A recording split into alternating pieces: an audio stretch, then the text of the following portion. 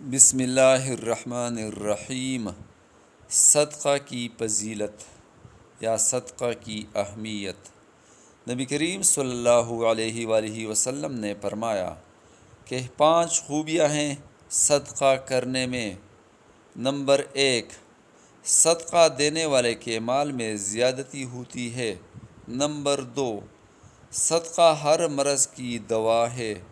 Number 3، صدقہ دینے والوں سے اللہ پاک آفتوں کو دور کرتا ہے۔ نمبر 4، صدقہ دینے والا پل صراط سے ایسے گزر جائے گا جیسے بجلی کی چمک۔ نمبر 5، صدقہ کرنے والا بغیر حساب و کتاب کے بہشت میں داخل ہوگا۔ نبی کریم صلی اللہ علیہ وآلہ وسلم سے ایک اور روایت ہے کہ صدقہ برائی کے 70 دروازے بند کرتا ہے، اور صدقے کی 4 قسمیں ہیں۔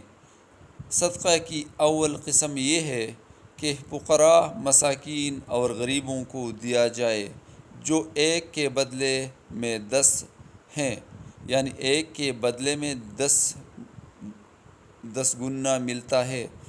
دوسرا وہ صدقہ ہے کہ جو کسی ذی رحم کو دیا جائے، اس کا ثواب 1 کے عوض میں 70 ہے۔ تیسرا وہ ہے جو کہ بھائیوں بہنوں کو دیا جائے، اس کا ثواب 1 کے مقابلے میں 700 ہے۔ اور صدقے کی چوتھی قسم وہ ہے جو کہ طالب علم کو دیا جائے، اس کا ثواب 1 کے بدلے میں 7000 ہے۔ نبی کریم صلی اللہ علیہ وآلہ وسلم نے فرمایا کہ ہر بلائی صدقہ ہے، یعنی صدقہ کے لیے مال ہی دینا ضروری نہیں، اور صدقہ اسی پر منحصر نہیں، بلکہ ہر بلائی، ہر نیکی جو کسی کے ساتھ کی جائے، بشرط یہ کہ اللہ کے واسطے ہو، وہ ثواب کے اعتبار سے صدقہ ہے۔ مثال کے طور پر 2 آدمیوں کے درمیان صلح کرنا صدقہ ہے۔ 2 آدمیوں کے درمیان انصاف کرنا بھی صدقہ ہے۔ کسی کا سامان اٹھا کر دے دو، یہ بھی صدقہ ہے۔ ہر وہ قدم جو نماز کے لیے چلے صدقہ ہے۔